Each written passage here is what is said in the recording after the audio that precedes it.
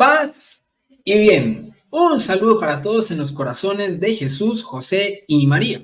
Mi nombre es William Toro. Sean todos bienvenidos a su canal Enfoca tu Fe, hoy en una emisión una tercera, pero muy especial de nuestro programa Preguntando se llega a Roma. Tengo un invitado aquí conmigo impresionante, espectacular, y hoy me siento orgulloso de poder decir que ya ahí vamos entablando una muy bonita amistad también. Pero si quieren saber quién es, espérenme un momentico y ya se los voy a presentar.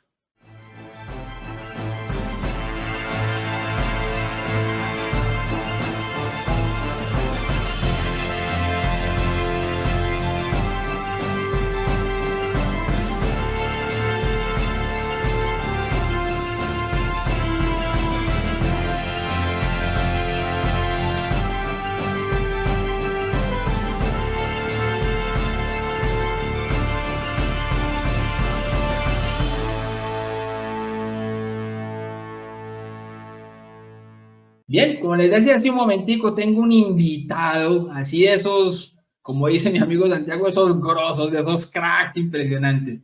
Pues bien, mis amigos, mis hermanos, ustedes que siempre me han acompañado aquí en Enfoca tu Fe y los que quizás pueden ser nuevos, les invito a que le den like y a compartir este stream que va a estar impresionante, porque tengo aquí conmigo al doctor Marco Blanquicet. Doctor Marco Blanquicet, qué gusto poder tenerlo por primera vez aquí en este humilde espacio de Enfoca tu Fe. Bienvenido, por favor. Hola William, ¿cómo estás? Y a toda la audiencia, yo estoy feliz. Muchas gracias por tu invitación, William. Muchas gracias también por tu testimonio, que también lo he escuchado. Y bueno, aquí estamos prestos a servirle a Dios desde nuestro quehacer. Aquí estoy desde mi consultorio, precisamente, terminando un paciente y casi que inmediatamente conectándome contigo. Así que aquí estamos y felices, muy contentos. Bendito es el Señor. Eso de entrada, doctor, ya habla muy bien de usted, porque hay médicos, doctores o personas profesionales en el campo médico o de la ciencia que no se prestan para este tipo de entrevistas. Este tipo de espaciecito, diría uno por ahí. No, doctor, de verdad, muchísimas gracias a usted por aceptar esta invitación, porque yo sé que va a ser de mucho beneficio, de muchos frutos y de mucha bendición para las personas que están viendo en este momento la transmisión y los que la van a ver más adelante. Por eso a ustedes, mis amigos, mis hermanos, ya en varios programas lo he insistido de la misma manera y creo que esta no está de más.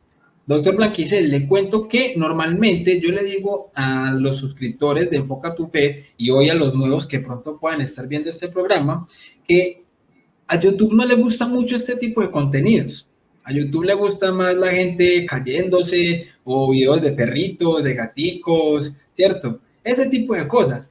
Pero para que este tipo de cosas puedan llegar a más personas, entonces el algoritmo de YouTube tiene que ver que a la gente le gusta. Entonces, en este caso, nosotros como cristianos católicos somos el algoritmo. Así que, mis hermanos, el algoritmo eres tú. Entonces, ese es el momento para que le puedan dar ahí like a este video. Si no se ha suscrito, suscríbase y compártale esto a otras personas para que llegue a más personas y que este contenido pueda ser también de bendición para otras personas. Bien, doctor Marco Blanquicet, como le decía, muchísimas gracias por estar aquí en Enfoca tu Fe por primera vez y le quiero hacer la primera pregunta de este programa, que es la pregunta más básica y sencilla que uno le puede hacer a una persona que viene de invitado, pero que algunos quizás de pronto no saben quién es. Venga, ¿quién es ese tal doctor Marco Blanquicet que está ahí con William Toro, el de Enfoca tu Fe? Yo no había escuchado hablar del doctor Marco, o quizás algunos pueden estar diciendo ahí, uy, el doctor Marco Blanquicet, qué belleza, qué orgullo, Will, qué invitado tenés, ¿cierto? Pueden estar las dos posturas. Para ambos, doctor, ¿quién es el doctor Marco Blanquicet? ¿Es un sacerdote, es un religioso sacerdote que trabaja de doctor, o es un laico, está casado, no está casado, con hijos, sin hijos, dónde vive? ¿Quién es el doctor Marco Blanquicet? Bueno, William, de antemano, una vez más, muchas gracias. Hombre, yo soy un hombre de hogar, soy el papá de dos muñecos, un caballero y una nena lindísima. Estoy casado con una mujer maravillosa que se llama Lucy Sotomayor, que fue el instrumento que Dios usó para, bueno, uno de los instrumentos que Dios usó para traerme de regreso a casa, ¿sí? Soy médico cardiólogo, vivo en la ciudad de Cartagena, soy de la ciudad de Cartagena, estudié aquí medicina general en la Universidad de Cartagena y luego de eso me fui o nos fuimos a especializar porque mi esposa comparte pues mi misma profesión. Entonces nos fuimos a especializar, yo siempre digo que nosotros lo hemos hecho todos juntos, incluidos los hijos. Y ahora sabrán por qué, y luego sabrán por qué. Nos fuimos a especializar a la ciudad de Bogotá, en la Universidad del Bosque, hicimos medicina interna en la Universidad del Bosque con el Hospital Santa Clara, y luego me especialicé en cardiología con la Universidad del Rosario y la Fundación Cardioinfantil. Mi esposa Lucy lo hizo en la Clínica Chayo con la Universidad del Bosque, la cardiología. Y una vez terminamos cardiología, nos especializamos en un área de la cardiología que tiene que ver con las imágenes, en especial la ecocardiografía. Y luego que terminamos todo ese periplo entre Bogotá, Medellín, Bucaramanga y luego una maestría en una universidad española, Menéndez Pelayo, regresamos a la ciudad de Cartagena y aquí nos desempeñamos como médicos especialistas en cardiología y en ecocardiografía. Tenemos una unidad cardiovascular aquí en la ciudad que está al servicio pues de todos y sobre todo al servicio del Señor. Y bueno, soy una persona normal, común y corriente que se ha encontrado con la persona de Cristo y hoy le ama y le debe todo a Dios. Y por eso estamos aquí reunidos, pero nuestra vida es una vida llena del gozo que Dios da y por eso, pues digamos, estamos acá al servicio de todos. Qué belleza, doctor. A las diosidencias del Señor que nos va juntando en este caminar de fe que es tan bonito. O sea, personas que quizás en la vida nos imaginamos que nos íbamos a cruzar de alguna manera y el Señor va juntando los caminos siempre con un propósito.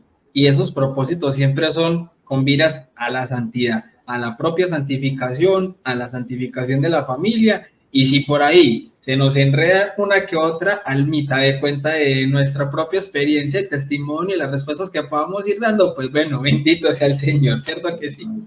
Totalmente. Bueno, doctor, pero resulta que es que hay muchas personas que dicen que los médicos y los científicos y las personas intelectuales normalmente son ateos, la gente no cree en Dios.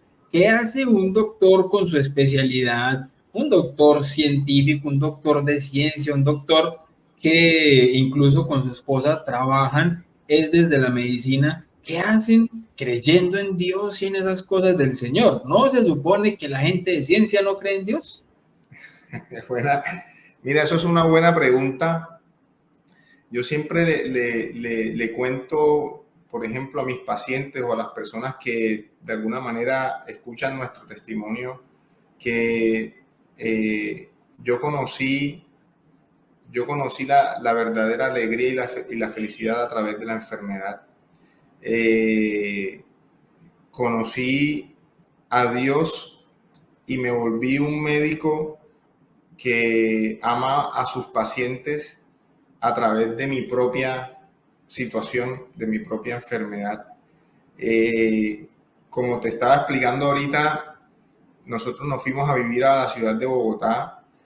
Primero me especialicé en medicina interna, son especializaciones duras, fuertes, hay que trabajar mucho, hay que estudiar mucho y siempre hay una gran carga de estrés, pero es una profesión lindísima. Y estando yo en el segundo año de cardiología, ya era médico internista, me debutó una enfermedad articular que es autoinmune, es decir, es un tipo de artritis de las articulaciones, pero no propiamente la articulación, sino del tejido blando de la articulación, o sea, los tendones. Tuvo una gran inflamación y en ese proceso a mí se me derrumbó la vida, se me acabó la vida, porque ya yo no podía hacer lo que yo quería, no tenía la misma fuerza, la misma energía. Yo había sido una persona que había logrado todo lo que se había propuesto y bueno, resultaba que yo comencé la medicina interna con el propósito de ser cardiólogo y lo había logrado y estaba ya en el segundo año de cardiología cuando empieza esta condición médica que me lleva a mí a una depresión profunda. Resulta que yo tenía un objetivo y yo, digamos, una de las cosas que a mí me llena es ponerme una meta y alcanzarla y lucharla hasta que la obtengo. Pero resulta que en el año 2011 nos fuimos de paseo a los Estados Unidos con la familia de mi esposa y de regreso me enfermé. Y unos cuantos meses antes de eso, o unos días antes de irme a los Estados Unidos de paseo, estaba en un restaurante comiendo con el servicio de hemodinamia de la clínica Chayo y resultó que el jefe de ese servicio, el doctor Calderón, tuvo una obstrucción de la vía respiratoria por estaba comiendo. Yo era instructor de la American Heart Association y cuando lo vi a él mal, yo venía del baño, él iba hacia el baño y lo reanimé, pues digamos, hice las maniobras, no lo reanimé, le hice las maniobras para poder salvarle la vida y desobstruirlo. Esa maniobra se llama de Heimlich. Y este hombre, su vida se salvó porque coincidencialmente, que después sabremos que no hay coincidencias, yo venía saliendo del baño y él iba entrando al baño y lo vi ahogado y le dije que si lo podía ayudar y me dijo que sí. Y este hombre se desobstruyó. Y yo entré a hacer cardiología porque quería ser hemodinamista y él era el jefe del servicio de hemodinamia de la clínica Chayo. Wow. Entonces, él me preguntó, ya cuando estaba bien, ¿tú qué quieres hacer? Él sabía que yo fui invitado ahí por medio de mi esposa porque quien estaba rotando con él era mi esposa. Y en ese momento, cuando a mí me llaman, pues yo voy invitado, un invitado extra porque no era de ese servicio ni de ese hospital. Y él me pregunta, ¿tú qué quieres hacer? Y yo le dije, yo quiero ser hemodinamista. Y resulta que él me dijo, tranquilo, preséntate el próximo año que tú vas a ser el próximo fellow de hemodinamia de la clínica Chayo.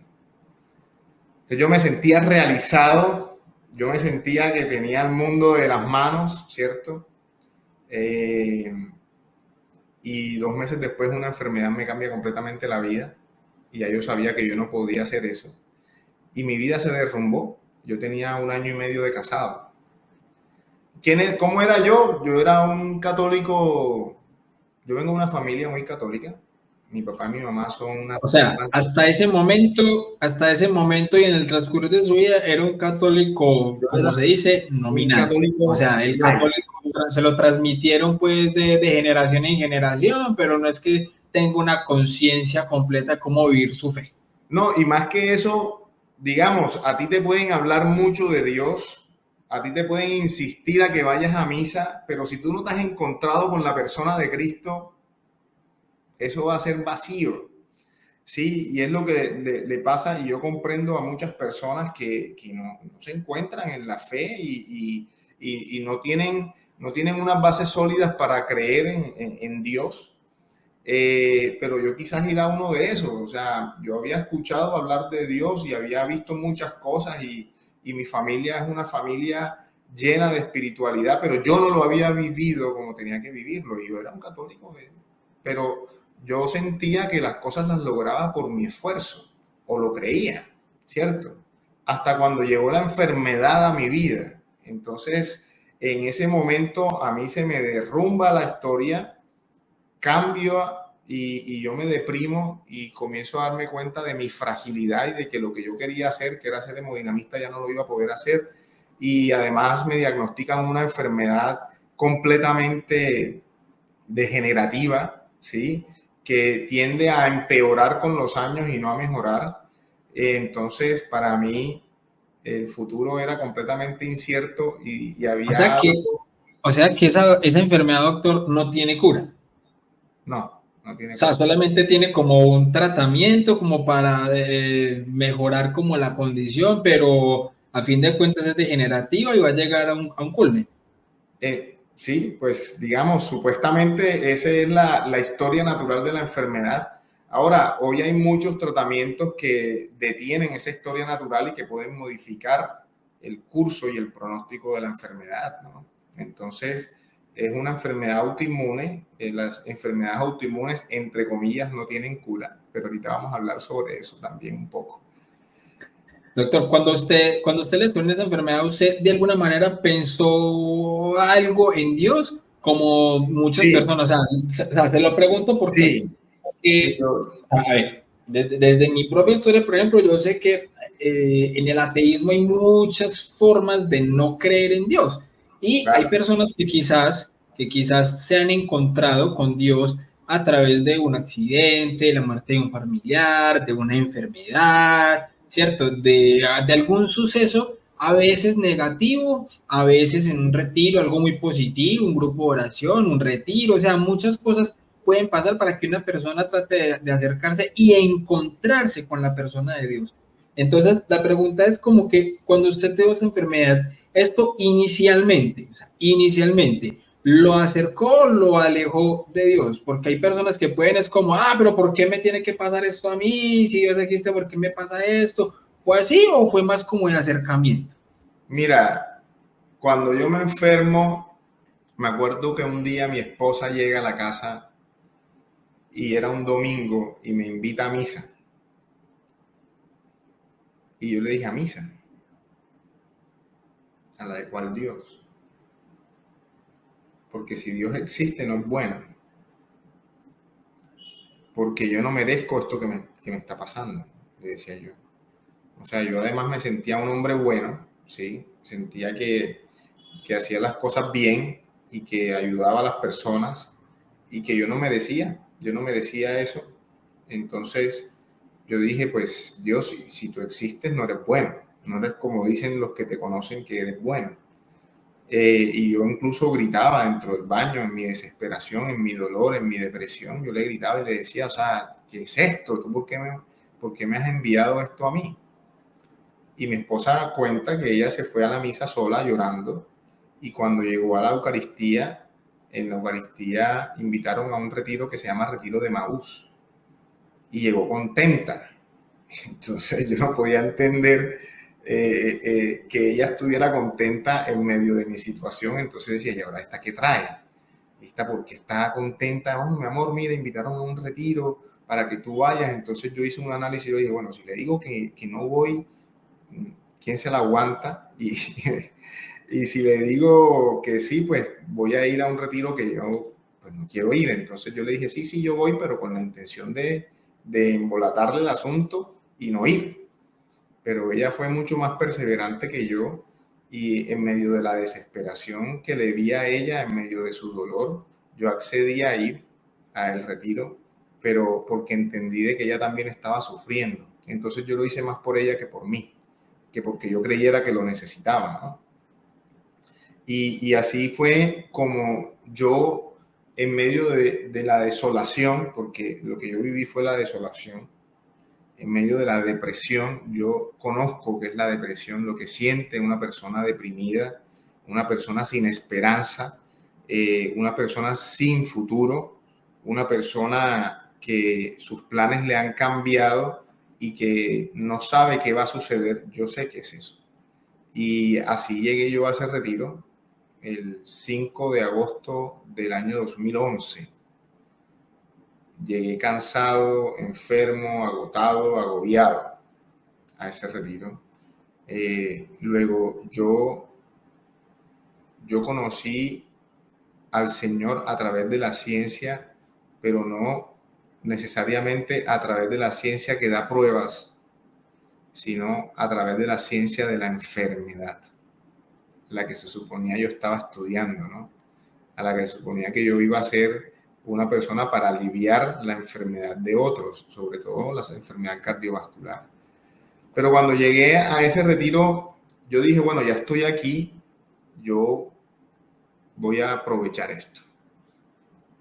Yo no sabía ni que siquiera que se llamaba Retiro de Emaús, porque pues no me interesó tampoco, que no le sabía ni el nombre, pero cuando ya estaba Qué ahí... pena, ahí lo interrumpo un momentico. Yo quiero decirle a las personas que están viendo esta transmisión y a los que quizás lo puedan ver más adelante, que se fijen en algo importante que acaba de decir aquí el doctor. Voy a aprovechar esto. Lo más importante que uno puede hacer cuando asiste a un retiro, lo digo también por mi propia experiencia, es que lo más importante es abrir el corazón, abrirse a lo que Dios le quiera mostrar y a lo que Dios le quiera decir a uno ahí. Ah, yo no creo en Dios. Ábrase simplemente a la acción de lo que posiblemente pueda pasar allí.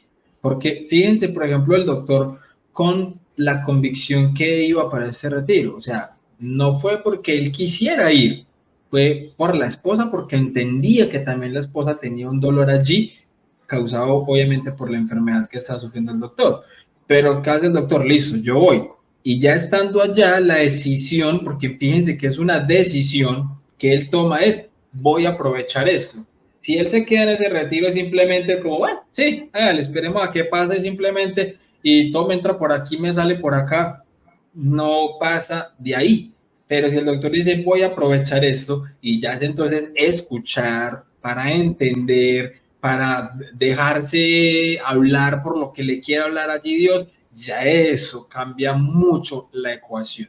Quería como de pronto hacer ese aportecito porque sé que de pronto hay personas que dicen, ah, pero ¿cómo así? Yo fui un retiro y no pasó nada. Bueno, ¿y cuál fue tu disposición allá? También va mucho con eso.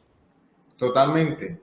Y mira que hablando de decisión, una de las cosas que llegó a mi corazón en ese retiro, yo nunca me he sentido poseedor de grandes cualidades. A veces me regañan porque este, me dice, pues yo sí las veo en ti, pero pues en realidad, honestamente, tengo muy claro mis limitaciones, tengo muy claro también las virtudes que el Señor me ha dado, sí, pero soy una persona normal, común y corriente, no soy superdotado, no soy nada extraordinario, pues, pero el Señor me ha dado un regalo y es el de tomar decisiones. Y generalmente cuando tomo una decisión me subo en ese bus y Dios mío, para que me bajen es una cosa impresionantemente difícil. Y el Señor me pone en un papelito a través de un hermano que estaba ahí, un servidor, una frase que entendí que era Dios hablándole a mi corazón a través de esa persona. La frase decía, Marco, hijo, recuerda que amar es más que un sentimiento, es una decisión. La decisión de amar. Entonces yo ese día le dije al Señor, yo pues, Señor, hoy tomo una decisión. Tomo la decisión de amarte con toda mi fuerza, con toda mi alma, con toda mi mente y con todo mi corazón. Punto seguido, y a mi prójimo como a mí mismo. Y mi prójimo más cercano era mi esposa. Entonces tomé la decisión de amarla con el amor de Dios. Y mi otro prójimo muy cercano eran mis pacientes, era mi familia. Entonces tomé la decisión de amar a la persona que yo atendía, que estaba al otro lado, ahora sabiendo qué es estar enfermo. La otra cosa que Dios me dijo en ese retiro fue que no iba a pasar un solo día de mi vida sin que yo supiera que Él es Dios. Y me dijo, ya no importa que estés enfermo, ya no importa que estés deprimido, ya no importa que te estés tomando 15 tabletas al día, que era lo que yo me tomaba entre antiinflamatorios, terapias antituberculosas por el medicamento que me iban a dar, a poner. Ya, lo único que importa es que yo estoy en tu corazón, me dijo el Señor. Y eso a mí me transformó la vida porque aunque yo seguía enfermo, yo seguía con dolores articulares, cansado, inflamado, había algo que había cambiado. Era consciente de la presencia de Dios en mi vida. Y eso me dio una razón para vivir. Entonces, fíjate que sí, yo soy un hombre de ciencia, se puede decir que soy un hombre de ciencia, pero a mí el Señor me llegó primero tocando el corazón del Espíritu. Me transformó antes de que yo pudiera probar o que yo pudiera tener el gusto de conocer las pruebas científicas de su existencia. Entonces yo comencé un poco al contrario. Yo soy un médico que conoció primero a Dios a través de la enfermedad y lo he conocido primero espiritualmente. Y luego Él me facilitó las pruebas, que es diferente. Que ahí vamos. ¿Por qué? Porque resulta que yo 2 años antes era muy inquieto con la parte científica. Y yo era de los que me metía en internet y buscaba pruebas científicas de la existencia de Dios. Y era un mago bajando información y entonces buscaba estudios aleatorizados, doble ciego, que evaluaran la oración por el enfermo, si hacía efecto o no hacía efecto en el enfermo. Y me encontré con sorpresas maravillosas. Pero la sorpresa era de que si tú orabas por un grupo de pacientes y por otro grupo no, parecía que al grupo al que se le oraba le iba mejor, parecía. La cuestión es que esta es una cuestión difícil de medir. Entonces yo dije, o sea, ¿cómo es esto? O sea, ¿cómo así que si Dios ama a todos por igual, hay unas personas que se mejoran porque yo oro por ellas y otras que no les va tan bien porque no oro por ellas? O sea, eso es completamente incoherente e ilógico viniendo de un Dios bueno. Entonces volvemos al mismo punto del Dios bueno, ¿no? Del Dios que no te va a permitir el sufrimiento, el Dios que te lo va a dar todo facilito, el Dios de la casa, del carro y la beca, ¿sí? El Dios que no va a permitir que te enfermes ni tú, ni tu papá, ni tu mamá, ni tu esposa, ni tus hijos.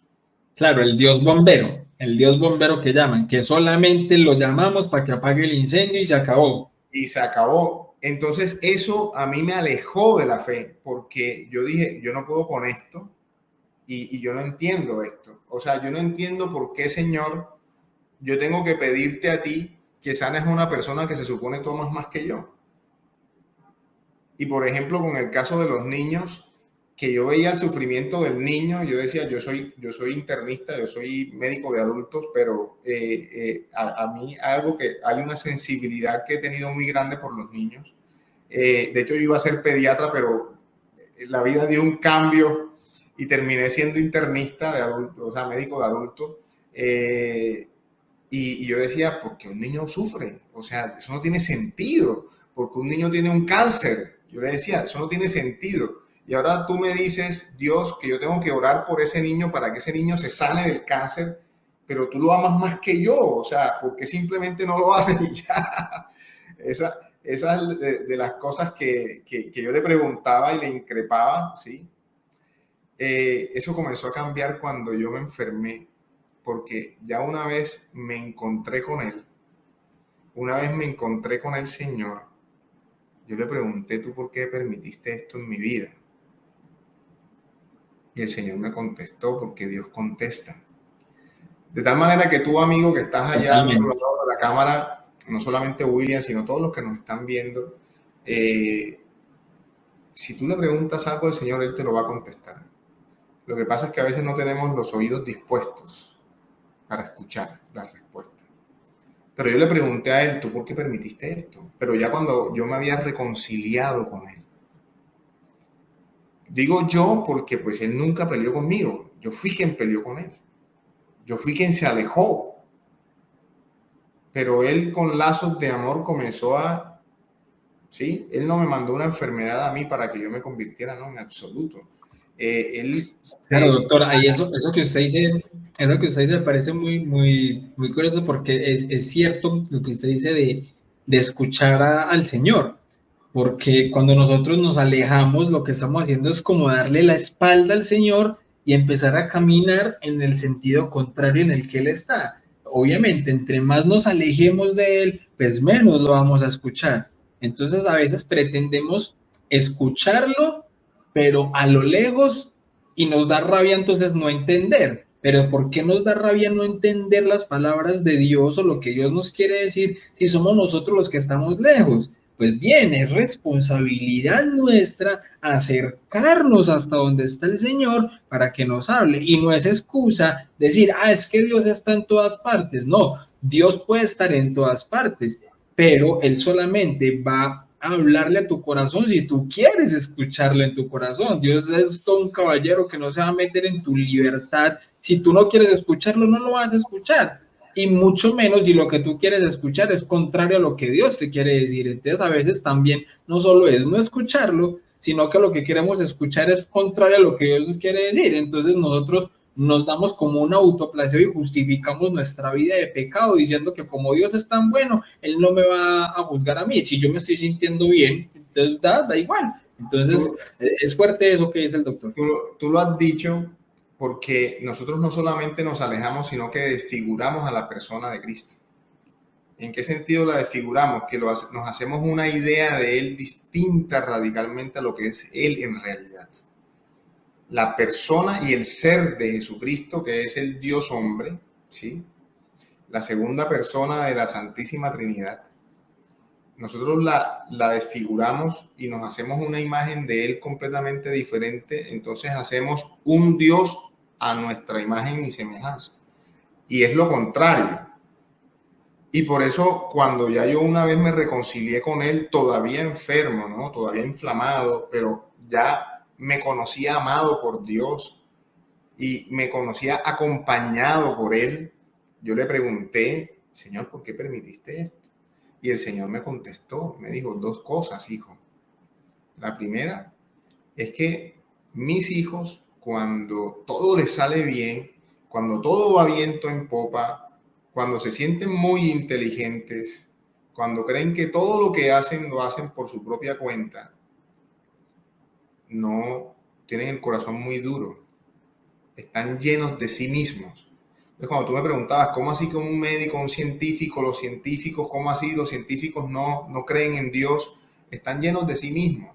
Pero tú con una sola pregunta puedes derrumbar todo. Yo soy cardiólogo y explícame cómo un corazón late sin que tú te propongas que tenga un latido. Y late toda la vida y tú ni siquiera lo creaste. O sea, tú ni siquiera piensas en él cuando estás trabajando. Y sin embargo, está vivo. Y es un sistema perfecto. Es un sistema perfectamente sincronizado, con paredes, sistemas de conducción, arterias, venas, válvulas, tejido conectivo, una relación con su entorno de órganos perfecta. Entonces tú dices, es bastante inocente no creer y saber que hay un diseño que es superior a ti, ¿sí? Pero estamos llenos de nosotros mismos. O sea, la egolatría del médico, del medio Dios, impide que Dios entre a él, impide que la mente le pueda entender, porque este es otro punto, William. Nosotros tenemos que caer en la cuenta de que a Dios no se le entiende con la razón humana, se le entiende con la razón del espíritu. Entonces mira que aquí hay claves también para poder entender los milagros eucarísticos, que posteriormente hablaremos un poco sobre eso, porque la razón del espíritu es la fe y nosotros somos seres espirituales, no somos solo seres de carne y hueso, sino cómo se entiende que una mamá se despierta en la noche porque a su hijo lo atropelló un carro y ella está durmiendo y el hijo está en otra parte o en otra ciudad. O sea, hay una conexión, nosotros somos seres espirituales. Y eso prácticamente no se puede refutar. Tú tienes un ser espiritual que es lo que te conecta con otras personas y no necesariamente físicamente. Entonces Dios me dijo eso, el Señor me dijo, tu corazón era muy duro. Ahora yo me valgo de la cruz, del sufrimiento, de la enfermedad, porque en la enfermedad se ablanda el corazón.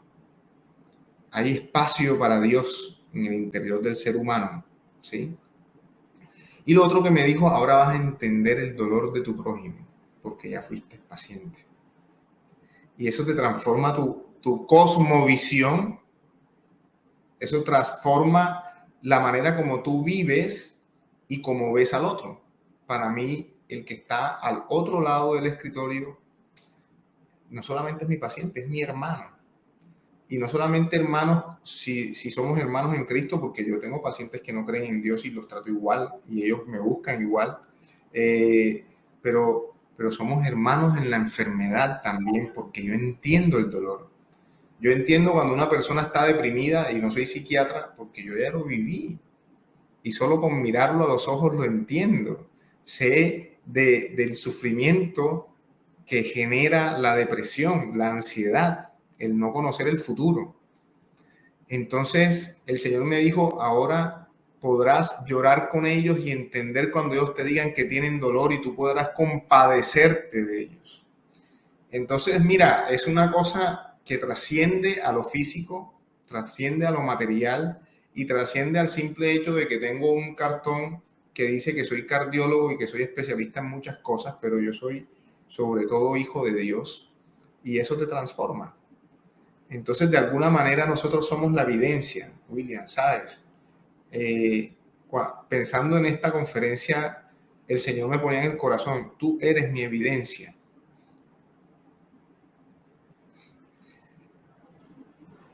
Mira que con los audios que me has mandado, el amigo de este amigo en común del que hemos hablado mucho, yo le decía, ¿cómo le contesto sus preguntas? ¿Sí? O sea, ¿cómo llego al corazón de la mente? ¿Sí? Entiéndase, a ese meollo del asunto de la mente del ser humano para contestar una pregunta científica cuando se trata de Dios. Y yo le digo, Señor, tú eres el dueño de la evidencia, tú puedes mostrarnos. Y el Señor me contesta, tú eres mi evidencia. Tú eres la evidencia. La evidencia es la transformación del ser humano desde su interior cuando conoce a Jesús de Nazaret, a la persona de Cristo. Conociéndolo a Él, conoces a Dios Padre y al Espíritu porque son uno solo. Y ese conocimiento transforma tu vida y hace de que tú veas cosas que antes no podías ver. Por ejemplo, leer el corazón del ser humano, no el que late solamente, sino de lo que en realidad está sufriendo el ser humano. Y de que tú puedas ser instrumento de esa sanación. Yo entré en un proceso de remisión en mi enfermedad, pero yo ya conocía al Señor, pero yo seguía con dolor y un día le dije, ya yo he visto de ti cosas grandes, ¿por qué no me has sanado? Yo le pregunté, ¿por qué no me has sanado? Y hubo algo que cambió en mí, mi conversación con él, y le dije, bueno, yo no sé por qué no me has sanado. Yo sé que tú tienes la capacidad de sanarme. Tú tienes el poder para sanarme. Yo he visto cosas grandísimas, yo he visto cosas que sé que la ciencia no puede explicar. Y le dije, yo sé que tú me puedes sanar, pero por alguna razón no me has sanado. Entonces te digo, Señor, si tú consideras que yo necesito esta enfermedad para no apartarme de ti, pues entonces no me la quites. Porque hay una cosa que sí tengo clara. No sé por qué no me has sanado, pero hay algo que tengo claro. Es que no quiero apartarme de ti jamás. Quiero solo amarte con todo mi corazón. Y de un momento a otro, lo que antes no funcionaba, William, los medicamentos que antes no funcionaban, terapias científicamente probadas que antes no funcionaban, comenzaron a funcionar. Y comencé a entrar en remisión hasta un día que me golpeé el tobillo, el que siempre me dolía, y me di cuenta con el dolor que no tenía dolor. Y me di cuenta con la enfermedad cuál es la medicina que sana. Entonces, tú me preguntas, bueno, pero ustedes, ¿por qué? O sea, ¿de dónde sale un doctor con estos pergaminos y ahora hablando del Señor y dedicándole tiempo es eso. Es que el amor de Dios transforma. Y resulta que cuando yo pedía, las pruebas no se me daban porque mi entendimiento estaba cegado. Pero cuando yo comprendía a Dios en su amor infinito, las pruebas se abrieron solas. Y ahí es donde viene la prueba científica. Porque estando en una reunión precisamente, escuché por primera vez de las investigaciones de Ricardo Castañón. Y Ricardo Castañón era un ateo. Ricardo Castañón era un ateo. El hombre que hoy más ha estudiado milagros eucarísticos era ateo. Entonces, si tú me preguntas a mí sobre los milagros eucarísticos, que ya vamos a ver algunos muy interesantes, y me preguntas que si para mí es importante que quien está haciendo la investigación no crea en Dios o sea o no católico, de alguna manera a mí se me convierte en irrelevante. ¿Por qué me parece irrelevante? Porque tú no tienes que buscar si la persona es católica o no es católica, tú tienes que buscar la idoneidad de la persona. Claro, que se haga un trabajo objetivo. Y O sea, honesto. que no venga con un sesgo ya preconcebido de lo que va a estudiar, sino que en realidad lo pueda hacer objetivamente. Y claro, y puede que también haya gente que vaya a hacer este tipo de estudios ya teniendo una creencia, Sí. una fe específica y todo eso, pero desde que haya una conciencia objetiva en el estudio o en la investigación que se vaya a realizar, eso marca un antes y un después para poder que las cosas lleguen a un buen término. Entonces, fíjate, yo conocí de los milagros eucarísticos, pero previamente yo había conocido a Dios y yo no necesitaba ya pruebas. Y sin embargo conocí las pruebas. Yo busqué las pruebas, pero en el momento que las quería encontrar no las obtuve. Y sin embargo, cuando no las estaba buscando, se me aparecieron y comprendí perfectamente que lo que está en la hostia consagrada es el corazón de Jesús. Y desde ese momento me enamoré de eso. Pero yo no, primero que yo no soy el artífice de la manifestación. Tampoco fui el investigador, pero de la misma manera como nosotros hoy, conociendo la idoneidad de quien hace la investigación, creemos muchas cosas. O sea, nosotros creemos que existe la luna no porque la hayamos visto necesariamente. Bueno, en el caso de la luna sí, pero ponte tú, Júpiter. Bueno, la luna sí la vemos, pero Júpiter. Bueno, ¿tú has visto Júpiter? ¿Tú con tus ojos lo has visto? No, obviamente es lo que nos han entregado. El 99% de las personas no han visto Júpiter y sin embargo creen que Júpiter existe.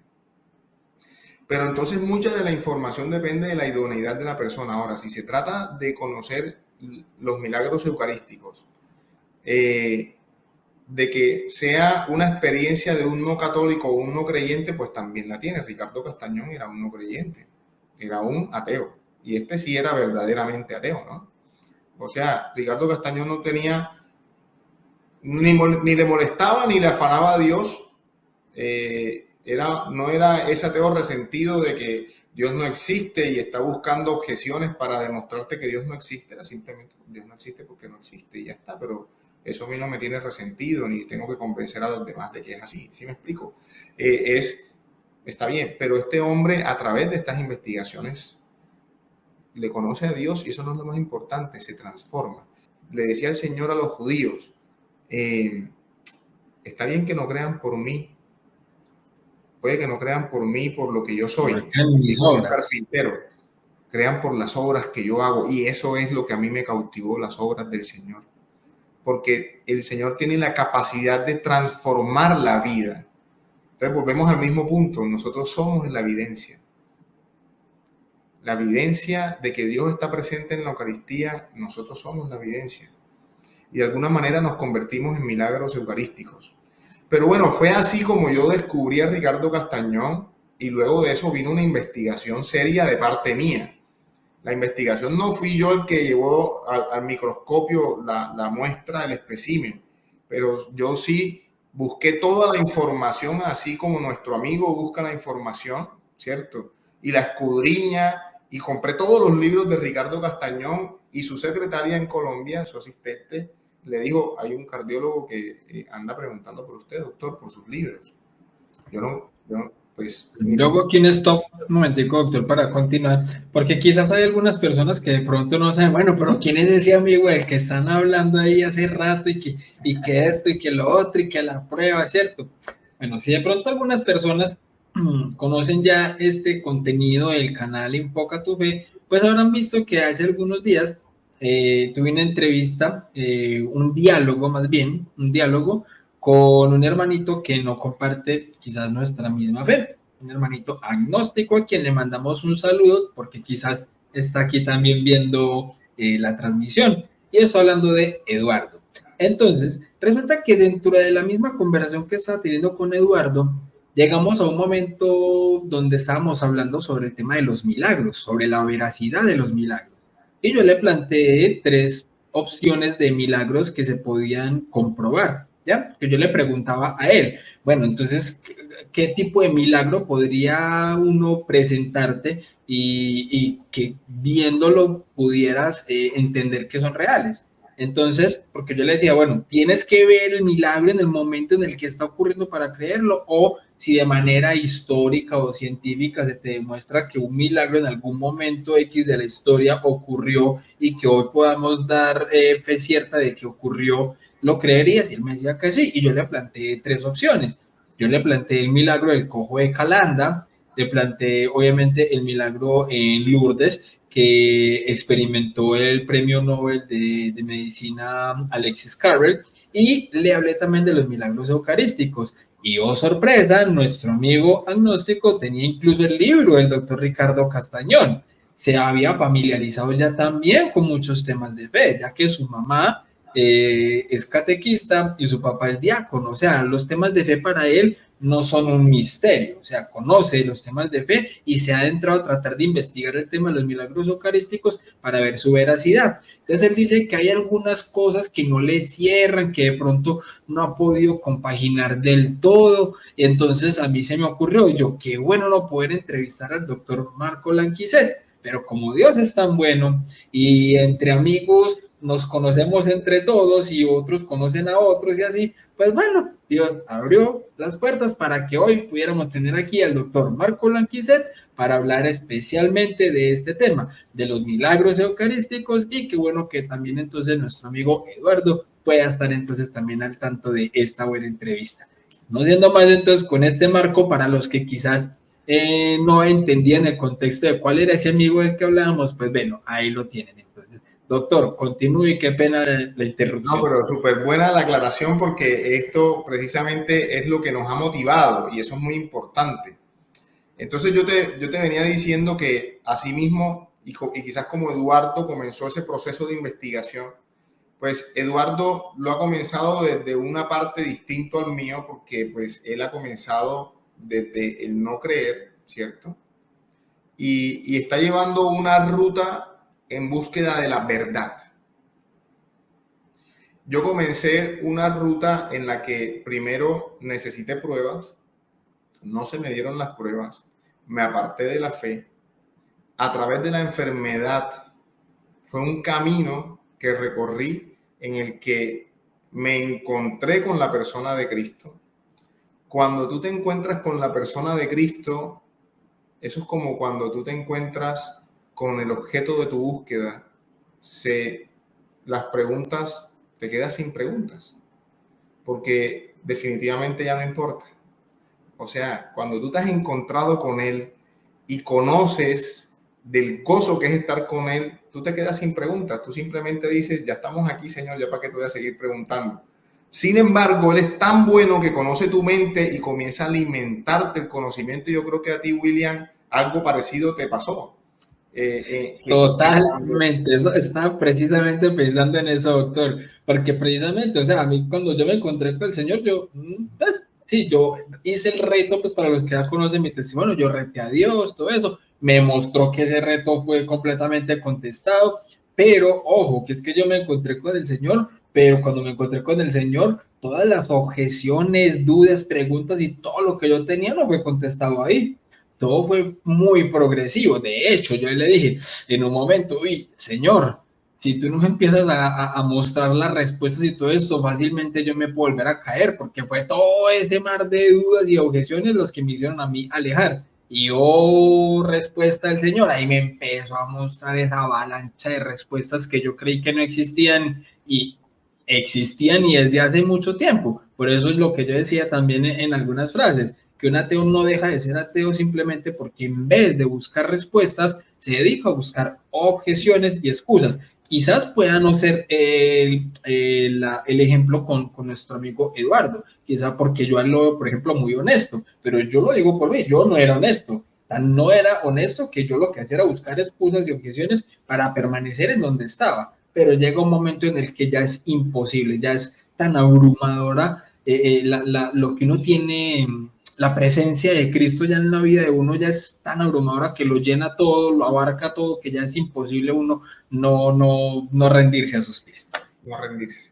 Y lo otro que también es muy importante es saber que el Señor, precisamente porque entiende nuestra estructura de pensamiento, no te libera toda la información inmediatamente, sino que permite que tú vayas poco a poco y paso a paso acogiendo toda esa avalancha de información que significa conocerle y todo lo que significa la vivencia en él, que va abriendo el entendimiento y te permite conocerle ya desde diferentes aspectos. Entonces, mira que hay personas a las que la diatriba filosófica, pues yo he dado esta conferencia, yo he dado conferencias de milagros eucarísticos en escenarios netamente académicos, escenarios completamente laicos o escenarios religiosos de retiros, etcétera. Y hubo una señora que me dijo, doctor, bueno, pues, chévere todo lo que usted está diciendo, pero digamos, ya yo sabía que el Señor estaba en la Eucaristía.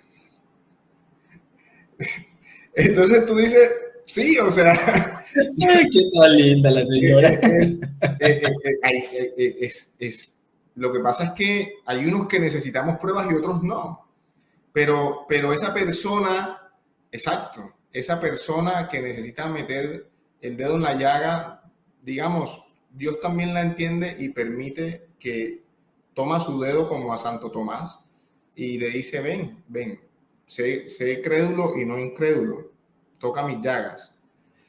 Pues nosotros hemos podido ver las llagas del Señor en la vida del ser humano, ¿sí? Y yo he podido meter el dedito en la llaga a través de la vida del ser humano, conociendo su miseria y conociendo sus debilidades, su fragilidad, comenzando por la mía. Pero así llegué yo a los milagros eucarísticos y esto fue hace 12 años. Hace 12 años no había tanta información en internet como hoy. No estaba tan difundido el tema de los milagros eucarísticos como hoy. Lo que después hizo también que se conociera mucho más los milagros eucarísticos fue el beato Carlo Acutis, ¿verdad? Que fue quien se dedicó a estudiarlos y a publicarlos. Y esto nos abrió el entendimiento y nos permitió adentrarnos en el conocimiento, en el vasto conocimiento de los milagros eucarísticos, que es un conocimiento milenario, no comenzó ayer. Entonces, por eso yo también le digo a Eduardo, no es una sola muestra, ¿sí? No es un tema de que yo en esta no encontré sangre o en esta encontré una hebra de cabello, es un continuum que tiene que comenzar por la presunción de honestidad, porque si uno no presume que la persona que está haciendo la investigación es honesta, mejor no lo leas, porque preguntas siempre van a ocurrir y hay preguntas, como él mismo dice, sin respuesta, ¿cierto? Pero esto es un continuo, o sea, primero se hizo un análisis, se hace un análisis de unas muestras, no siempre las muestras arrojan lo que se espera, ¿sí?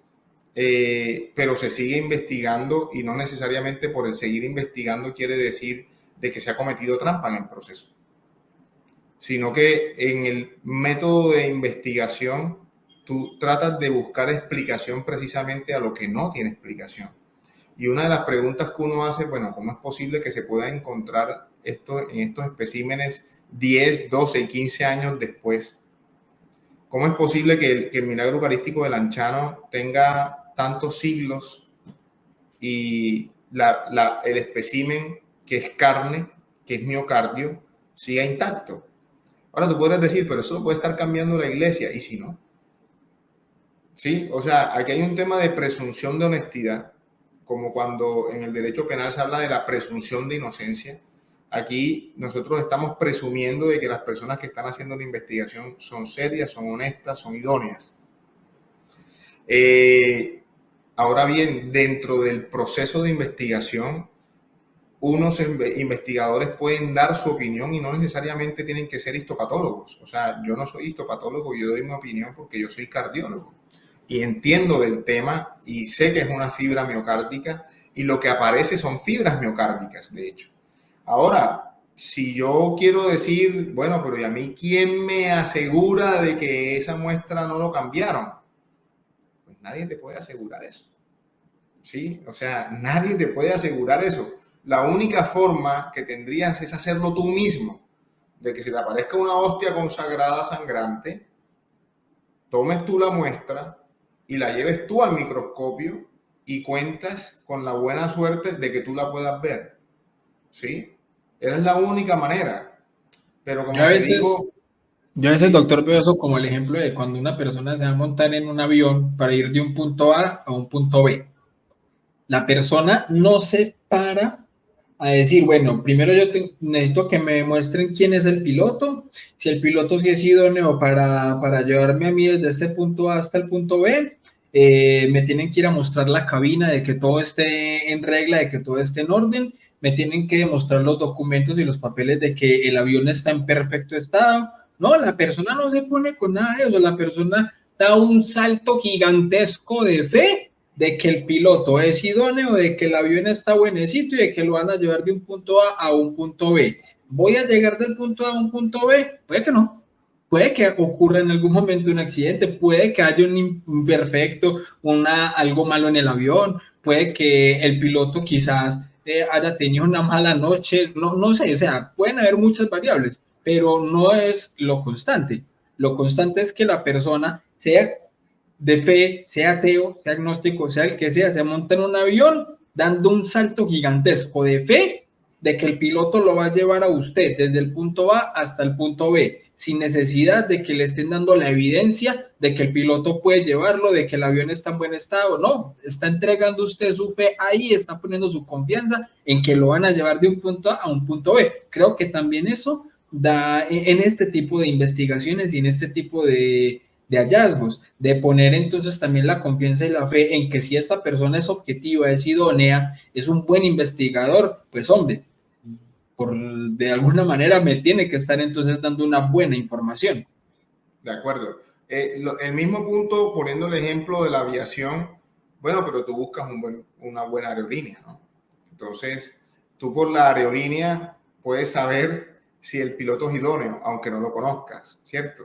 Entonces, tú puedes dar cuenta de cómo se realizó la investigación, de que todo está registrado, de que el hecho de que tú tengas acceso a todos los informes también da cuenta de la buena fe del investigador, porque si quisiera ocultar algo, pues no lo pondría.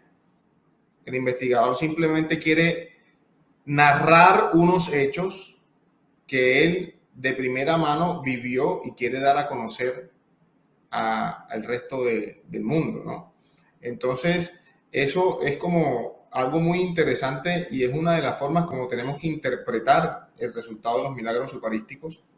No sé si quieres que te comparta parte de esa presentación de, sobre todo, el milagro eucarístico de Chilpancingo, México, que pues Eduardo ya te envié el libro, ¿no? Para que lo compartas con él. Claro que sí. Donde podrá otra vez escudriñarlo todo, pero en esta ocasión yo le recomiendo que no se vaya solo a la evidencia, sino que lo lea.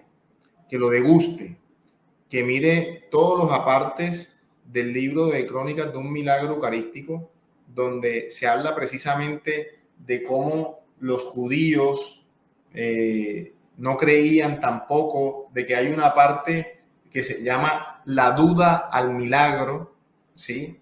Es importantísimo leer esos apartes, la duda al milagro, para poder comprender el todo del universo del milagro eucarístico. O sea, no es solamente una gota de sangre, no es solo una gota de sangre, no es solo un hallazgo, no es una hebra, solo una hebra de cabello, o sea, es el todo. La persona que se adentra en el estudio de los milagros eucarísticos tiene que ver esto como un universo donde una cosa va llevando a la otra, una investigación va llevando a la otra, una pregunta hace que busques a otra persona idónea a ver qué le parece pueda ser lo que han encontrado, que al final Claro. Y al encontrando final de cuentas, doctor, todo va a quedar, y al final de cuentas, doctor, todo va a quedar en la decisión de la persona. No solamente es el hecho de toda la investigación uno la puede hacer excelente y puede llegar a conclusiones, pero más allá de todo eso, de todas maneras, el hecho de llegar a encontrarse con Cristo termina siendo, como usted lo decía, una decisión en el amor, decidir amar. Claro que sí, doctor, de una. Compártanos, por favor, entonces pantalla. Ahí está entonces habilitado para que nos pueda entonces dar esta explicación, para que nos muestre estas evidencias y bueno, vamos todos y me incluyo aquí. Recuerden que si no le han dado like a esta transmisión, por favor, nos ayudan demasiado si le dan like a esta transmisión, si la comparten con otras personas. Muchas veces podemos tener familiares que quizás siendo muchas veces católicos, se han alejado de la fe, pero a veces incluso mostrarles que es que en la hostia consagrada, en nuestra Santa Eucaristía, allí está la presencia real, completa de nuestro Señor Jesucristo, y los milagros eucarísticos hacen que también muchos católicos confirmemos la fe de una manera impresionante. Así que, mis hermanos, de verdad que si podemos compartir este material, esta bendición con otras personas, sería también de mucha ayuda. Bueno, doctor, el escenario es completamente suyo. Bueno, aquí estoy en este. ¿Me escuchan bien? ¿Se ve bien? ¿Se ve perfecto ahí? Excelente, doctor, ahí está muy bien. Bueno, muy bien. Mire, de antemano quiero decir que hoy he tomado una decisión. Yo cuento con la autorización del doctor Ricardo Castañón para transmitir toda esta información. Yo soy un médico cardiólogo para los que están llegando recién, que ha dedicado parte de su carrera y de su vida en escudriñar, en conocer y en transmitir el conocimiento que sale o nace o se origina de los milagros eucarísticos.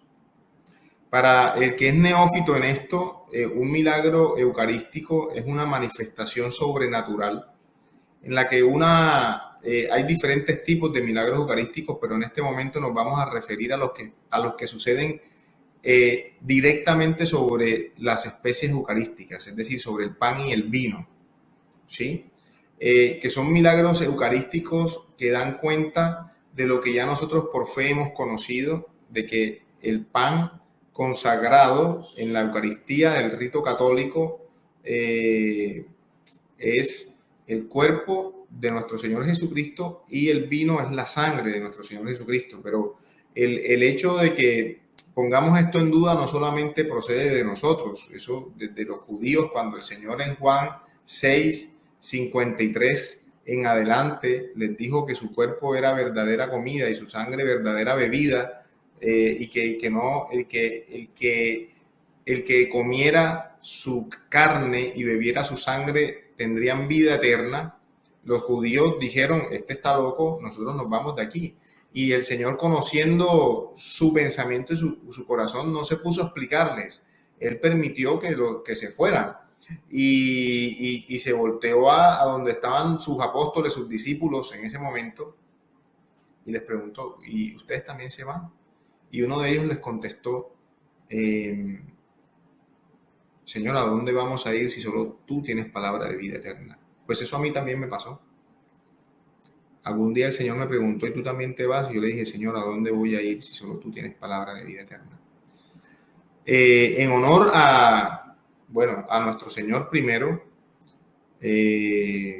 y a las dudas que tiene nuestro amigo Eduardo, quiero hacer énfasis en este milagro eucarístico, que es el de Chilpancingo, México, ¿sí? Un sacerdote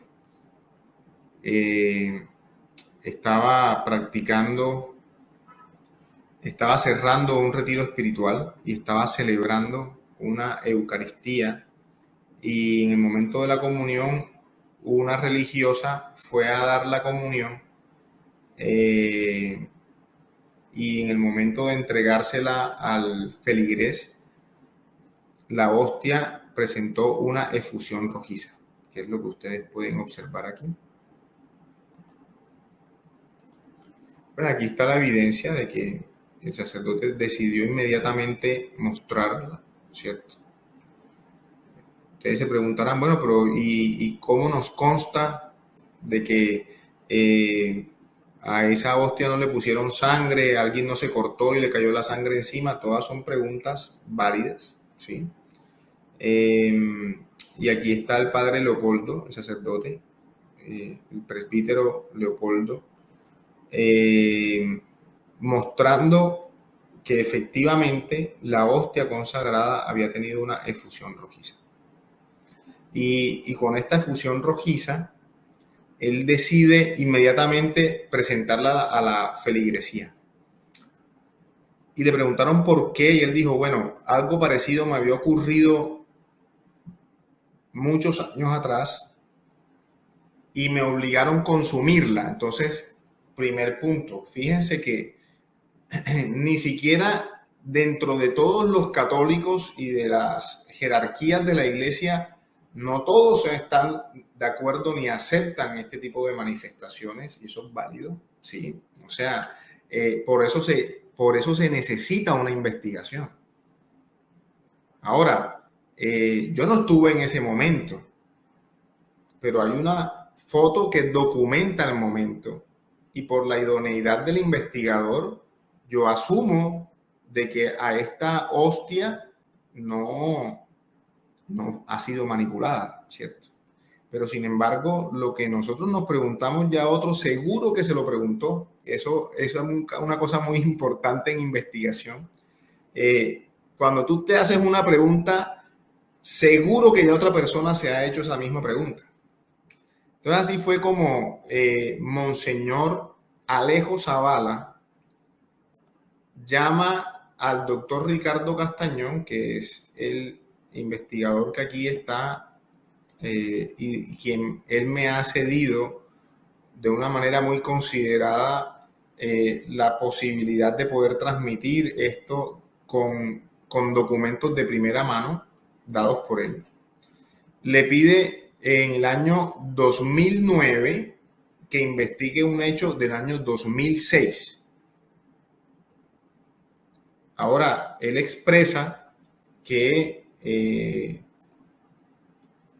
durante 3 años buscaron la persona idónea para poder hacer esta investigación hasta que dieron con él, y le pareció al obispo que él era la persona indicada para llevar a cabo esta investigación, sabiendo su antecedente de la investigación del milagro eucarístico de Buenos Aires. Muy bien. Entonces, este es el padre Leopoldo Roque, y aquí están las imágenes. La hostia consagrada fue guardada en el sagrario durante 3 años, y lo que antes parecía digamos, una mancha rojiza se volvió una mancha café, ¿sí? Y todo lo que parecía sangre, ¿sí?, dentro del relicario, dentro de la custodia, donde se depositó la hostia, se transformó en una mancha oscura, ¿sí? Aquí lo podemos observar, y seca, y pues la hostia consagrada pues ya estaba dividida en 2, ¿no? Bien. Pero entonces Monseñor Alejo Zavala se hizo una pregunta: doctor, nosotros necesitamos saber si efectivamente esta sangre procede del interior de la hostia o procede del exterior de la hostia. Y ellos llevaron a cabo un análisis de la sangre a través de luz,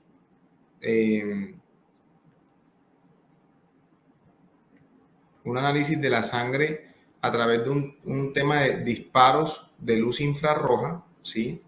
Y esto demostró que la sangre procedía del interior de la hostia, ¿sí? Y que efectivamente brotaba y se regaba sobre la superficie de la hostia, ¿cierto? Entonces, bien interesante el informe de los patólogos que analizaron esta hostia consagrada que se llevó a cabo en México, en laboratorios forenses en México. Dice que la sangre encontrada en la muestra analizada y la cual se muestran las imágenes necesarias tiene una dirección de adentro hacia afuera, tomando en consideración el grosor, consistencia y características macroscópicas y microscópicas observadas en el presente estudio. ¿Sí? Luego tomaron la muestra que ya no parecía sangre roja rutilante, sino una muestra de una costra con un espécimen de un café oscuro, y lo llevaron a este laboratorio, ¿sí? Con la doctora María Susana Pinel Prado, pues pueden buscarla, bacterióloga, ¿sí? Máster en genética forense, licenciada en bioquímica y farmacia, y ella demuestra la presencia de sangre tipo AB RH negativos. Dice, las muestras secas se reconstituyeron en solución salina tamponada estéril, fotografías adjuntas. En el libro pueden encontrar todas, pueden buscar cuál es el laboratorio de bioquímica, el Genex, exámenes de genética bioquímica, y ellos expresan claramente de que la muestra es una hostia, ¿sí? Y eso es lo que se está estudiando. Muy bien. Es impresionante eso que basta ahí, doctor, porque yo he tenido entendido que incluso hay gente que ha tratado de reproducir el hecho de cómo hacer que un líquido salga desde dentro de una base hacia afuera, y hasta la hora, en esta época, con la ciencia que se tiene, la tecnología que se tiene, no lo han logrado. De acuerdo. Entonces, fíjate que aquí hay una de las preguntas que hacía Eduardo con respecto al tema de la presencia de sangre. Yo le insisto, estas investigaciones son un continuo, pero cuando tú comienzas a analizar, bueno, no solamente Buenos Aires, sino también México, sino también Lanchano, y cuántas más de milagros eucarísticos que se han documentado, ¿cierto? Bolsena, etcétera. Tú dices, ven, aquí hay algo que se puede reproducir o que se ha reproducido.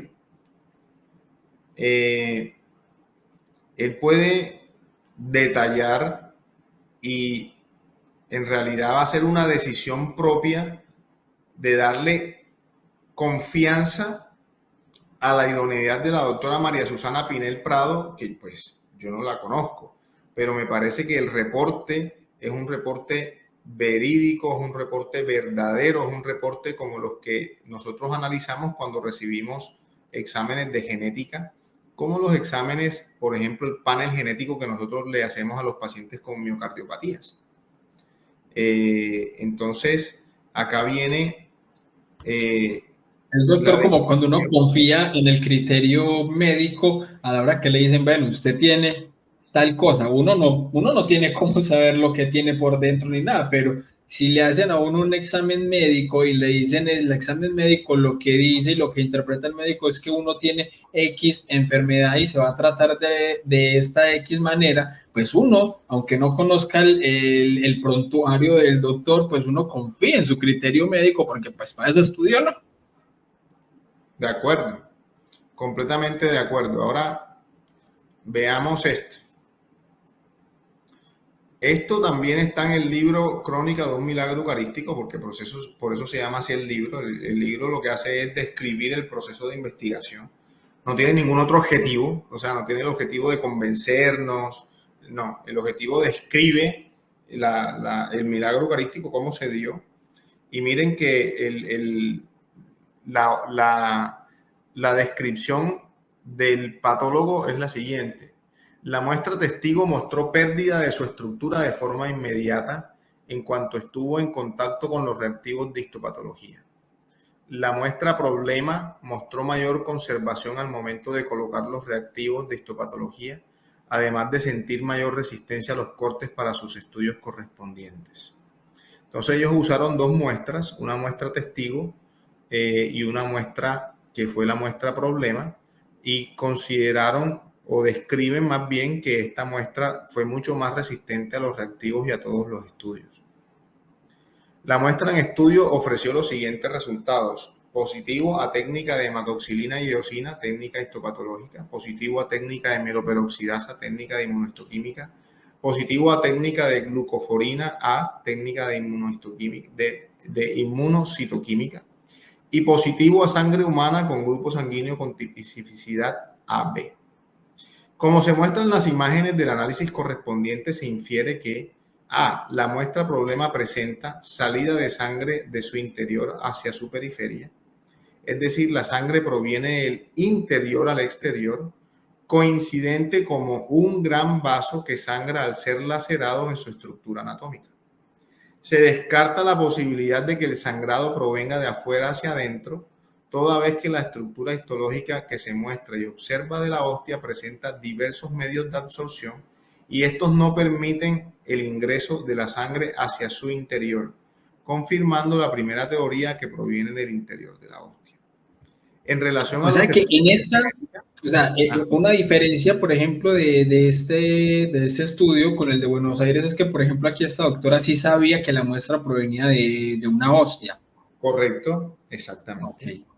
Entonces, mira que es que también el investigador va ganando experiencia, ¿no? Él ya tuvo la primera experiencia con el milagro eucarístico de Buenos Aires y los resultados son los que están arrojados.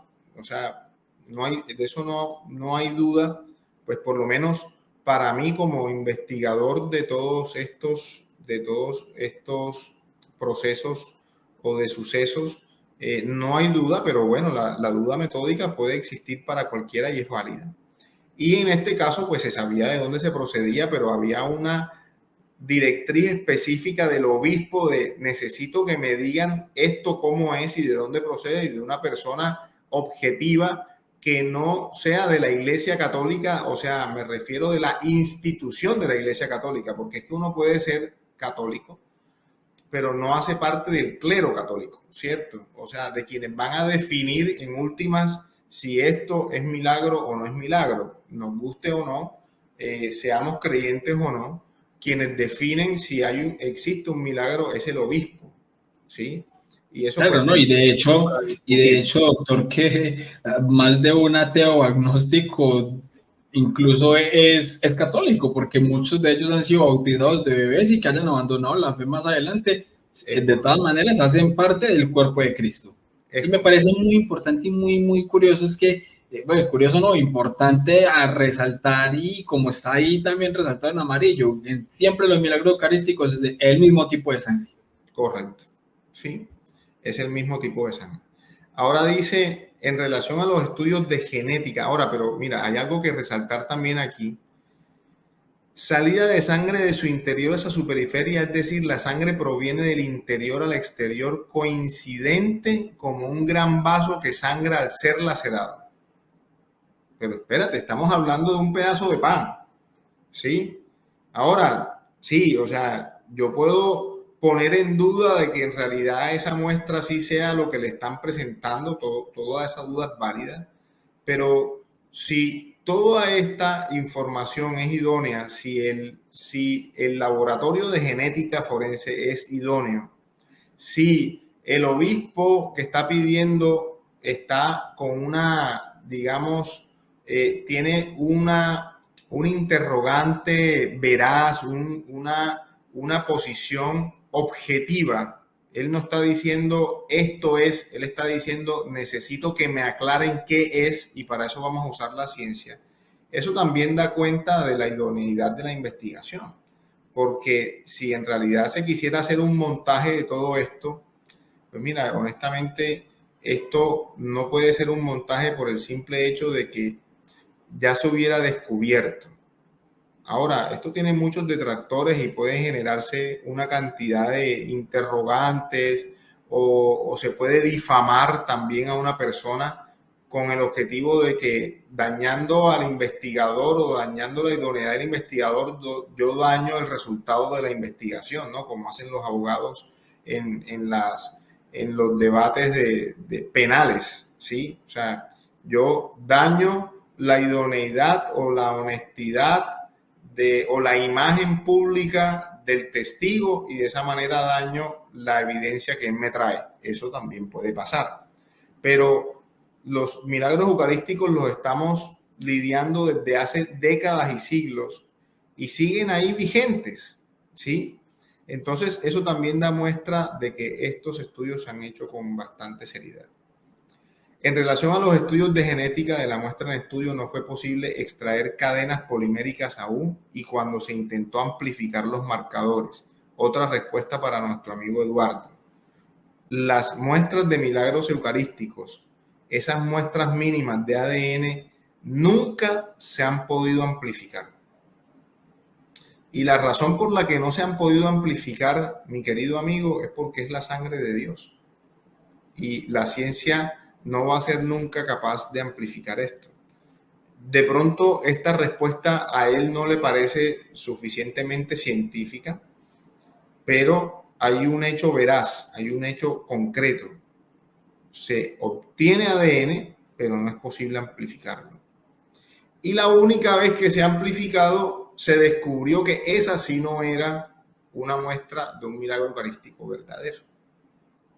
Entonces, teniendo como resultado que únicamente se ha identificado material genético sin la posibilidad de extraer su cadena proteínica que indiquen su origen real o parentesco con alguna persona o en su caso algún rasgo genético que me permitiera realizar la comparativa con algún perfil genético. Es decir, esta muestra no han podido identificar a qué persona le pertenece o su parentesco.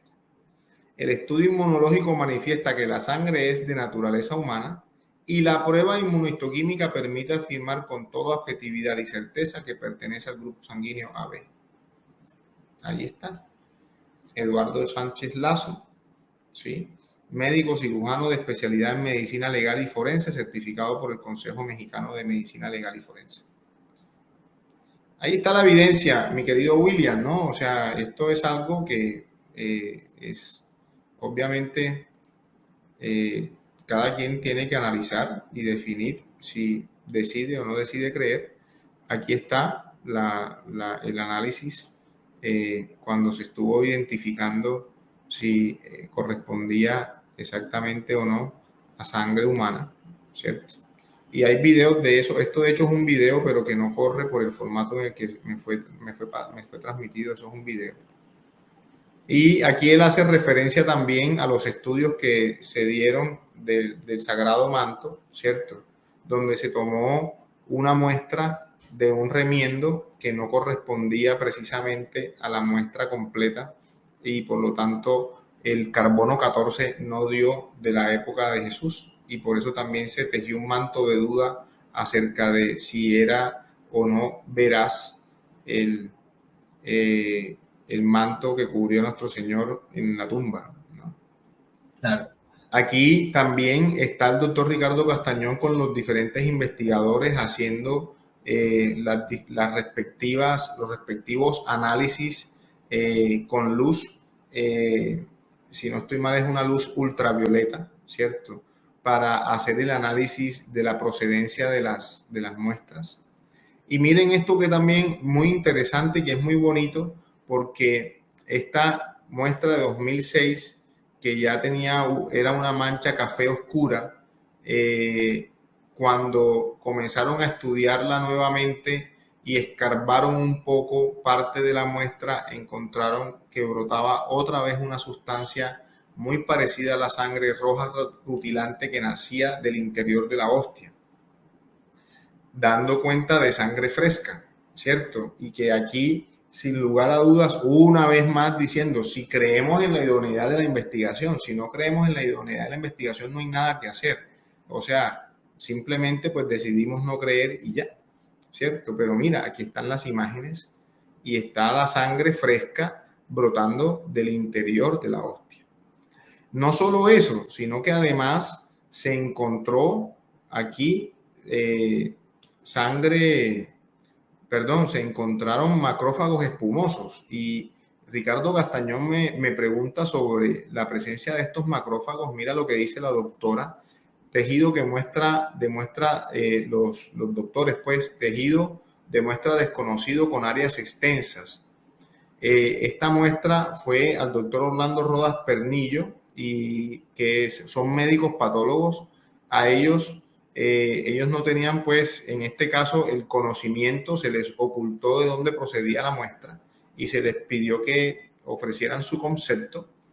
Tejido de muestra desconocido con áreas extensas de autólisis con estructuras histológicas que sugieren células adiposas, eritrocitos, unas células neutrofílicas, un eosinófilo, un macrófago fagocitando lípidos, y aquí están los macrófagos, el macrófago fagocitando lípidos, y estructuras fibrilares acidófilas con núcleos periféricos y algunas de ellas bifurcadas. Favor ver comentario. Entonces, esas estructuras bifurcadas son estas y que corresponden precisamente a tejido miocárdico, fibra miocárdica con núcleos, ¿sí? Núcleos pignóticos y tejido miocárdico que también se ha encontrado lesionado con disrupción de la membrana, como el tejido miocárdico que se observó en el Milagro de Buenos Aires y también en el de Lanchano. Impresionante. ¿Qué otra cosa se ha investigado? Hombre, que por más que Ricardo Castañón se ha acercado a fábricas de hostias, nunca estos fenómenos se han manifestado en hostias no consagradas. Entonces, hace parte de, bueno, ¿y esto por qué se da? Entonces nos toca introducirnos en la liturgia, ¿cierto? En la consagración, en el entender la epíclesis, ese momento en el que el sacerdote invoca al Espíritu Santo y por obra del Espíritu Santo, lo que el pan se convierte en el cuerpo de nuestro Señor Jesucristo y la sangre y el vino en la sangre de nuestro Señor Jesucristo, pero que el problema aquí es que el accidente no cambia. Cambia la sustancia, pero no cambia el accidente. O sea, el problema de nosotros creer que si el cuerpo de Cristo está presente en una hostia consagrada y que ese cuerpo precisamente corresponde a la carne de su corazón, es decir, al miocardio, al tejido cardíaco, es el simple hecho de que nuestros sentidos no pueden verlo, porque el accidente no cambia, pero más la sustancia sí cambia. Entonces, yo tratando de descubrir esto, orando, le digo, bueno, pero Dios, ¿yo cómo puedo explicarle esto a una persona que no te conoce para que él pueda entender? Entonces, una vez más, fíjate que en ese momento él me habló del apóstol Pablo, de San Pablo, que era Saulo de Tarso, era una persona que, digamos, perseguía a los cristianos de la época, y el Señor se le aparece, se le manifiesta. De la misma manera como a mí también se me manifestó, ¿sí? Y no necesariamente es que tenemos que ver el cuerpo presente de Cristo humano, ¿sí? Sino que se nos manifiesta en la vida. Y el Señor me dice, pues mira, mi hijo, era Saulo, ahora es Pablo. Su cuerpo siguió siendo el mismo, pero algo había cambiado en él hasta tal punto de que él llegó a decir de que ya no era él, era Cristo en él, pero seguía viéndose a Pablo. O sea, el apóstol físicamente era el mismo, pero Cristo era Cristo en él. Entonces el Señor me dice, es un símil que tú puedes utilizar para poder explicar de que la prueba son ustedes, de que es la transformación que yo hago en recibir, en el momento en que yo recibo la comunión, la Eucaristía todos los días. Y esto me permite de alguna manera tener ese proceso de transformación en mi interior que me ayuda a tener una vida completamente distinta a la que yo llevaba antes. Entonces, asimismo Dios puede transformar un pedazo de pan en su carne, en su cuerpo, y vino en su sangre. Posteriormente, Monseñor Alejo Zavala describe esto, dice, él hace una alusión de todo el proceso de investigación. Ustedes lo pueden encontrar en el libro, ¿verdad? Y él hace ya una vez que le entregan todo el reporte, ya una vez que ya se hizo la investigación y todo, ya le devuelven pues como los hallazgos y todo esto, y esto ya es lo que él emite con base en los resultados. Y lo divide en 3. Dice, primera, ¿puede el hecho tener un origen natural? Respondo que no, los estudios científicos así lo demuestran. Y la propuesta de milagro se hace pertinente porque pone de manifiesto la alteración real de la condición natural y física. Segunda, ¿puede tener un origen paranormal o parapsicológico? La respuesta es no, pues ¿qué poder puede producir sustancias humanas vivas en partículas de hostia con presencia de ADN humano y el mantenimiento de sangre fresca durante años? Tercera, ¿puede deberse a una cauda maligna? Entonces ya él hace referencia a la parte suya como pastor de la iglesia. Nuevamente la respuesta es no. El bien obtenido a través de lo que significa el caso en cuestión anula esa posibilidad. El signo de la hostia más bien fortalece la fe y a través de este hecho extraordinario llega a confirmar aquello que la fe enseña. Propicia el pronunciamiento de milagro en cuanto esta manifestación nos trae un maravilloso signo del amor de Dios que confirma la presencia real de Jesús en la Eucaristía. Por estos antecedentes propicios para la fe católica, invocando el nombre del Dios Altísimo, Padre, Hijo y Espíritu Santo, el nombre de María Santísima, el de su esposo San José y el de nuestros santos mártires David y Margarito, en mi condición de obispo de la diócesis de Chilpancingo, Chilapa, reconozco el carácter sobrenatural de la serie de eventos extraordinarios descubiertos en la hostia consagrada sangrante de Tixla. Consecuentemente, declaro el caso como un signo divino que, con su carácter milagroso, Dios ha escogido para manifestarse amorosamente en nuestra diócesis. Entonces, mi estimado William, esta es una evidencia bastante contundente que nos permite a nosotros tener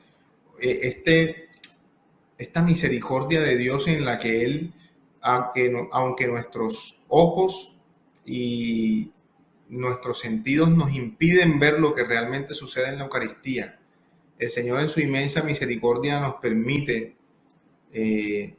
tener estos fenómenos que nos ayudan a comprender lo que ya por fe la Iglesia ha manifestado y la palabra de Dios ha manifestado.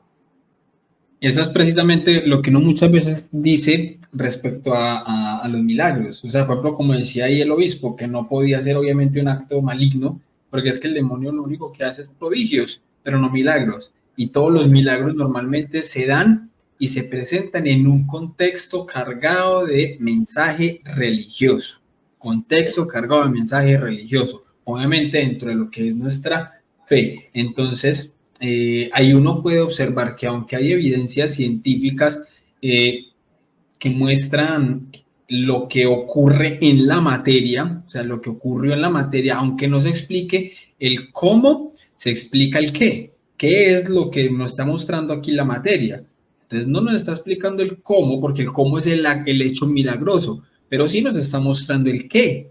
Hay muchos que van a querer de pronto entonces que se presente Cristo así en cuerpo completo y digan, hola, ve, aquí estoy, yo soy Cristo. Y la gran mayoría de ateos que quizás pueden tener un sesgo, lo único que van a decir es una ilusión.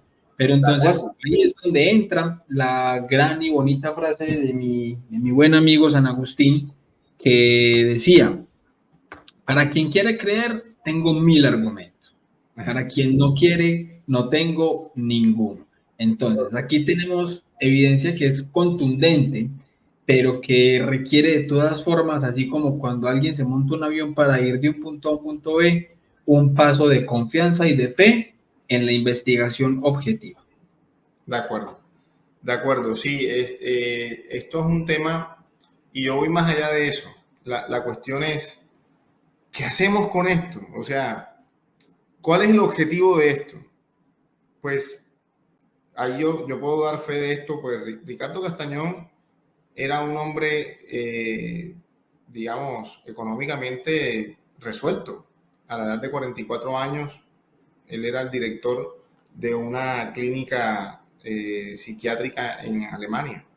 Él lo deja todo para comenzar a hacer estas investigaciones y pone de su mismo capital, de sus mismos ingresos, de sus mismos recursos.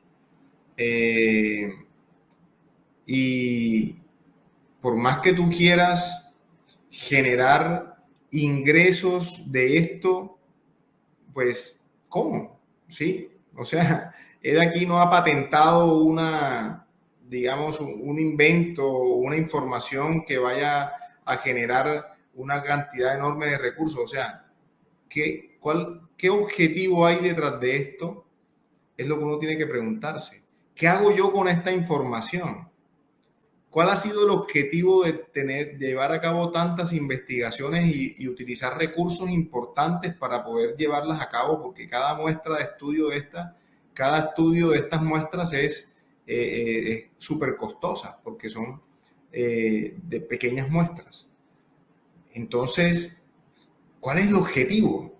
O ahora, por ejemplo, en mi caso particular, yo no cobro por esto. Ni me interesa convencer tampoco a ninguna persona. Yo solamente quiero mostrar al buen Dios, al Dios que me transformó la vida. Y que yo sé que si si lo hizo conmigo, puede hacerlo con cualquier otro. Al Dios que, por ejemplo, me regaló 2 hijos. Y ese es el otro punto que es bien interesante, porque ahí va el bonus track de esto, ¿no? Y ocurre que, por ejemplo, yo no podía tener hijos, William, y mi esposa tenía una endometriosis severa. Hicimos diferentes procedimientos, recanalización de trompas, cirugías de endometrioma. Las trompas estaban dañadas, llenas de fibrosis. Las intentaron recanalizar y no podíamos tener hijos. No podíamos tener hijos. ¿Y qué pasó? Pasó que regresamos a Cartagena después de haber terminado nuestro proceso de especialización. Y estando en Cartagena el 15 de junio de 2015, un año después de haber llegado a Cartagena, yo le dije a mi esposa, mi amor, tengo unas ganas de ir a misa. Y ella me dijo, pues yo también. Yo le dije, pues vamos. Y listo, fuimos a misa. Y en medio de la Eucaristía, yo sentí en mi interior un conocimiento, no fue una voz, fue un conocimiento que me decía, tu esposa está embarazada. Y aunque, digamos, yo traté de resumir 12 años de vida en esto, yo todavía la razón interfiere con la fe, ¿no? Entonces yo dije, ese soy yo que quiere que mi esposa esté embarazada. Pero 3 veces tuve ese conocimiento, tu esposa está embarazada. Pero yo dije, no, este soy yo. Entonces se terminó la Eucaristía y yo salí, pero yo necesitaba ir al baño y camino al baño está el oratorio de la parroquia. Y yo ingresé al oratorio porque cuando pasé por ahí dije, si ya tú estás convencido de que Dios está presente en la Eucaristía, tú sabes que la persona de Cristo está ahí y tú no puedes pasar al lado de ella sin saludarle.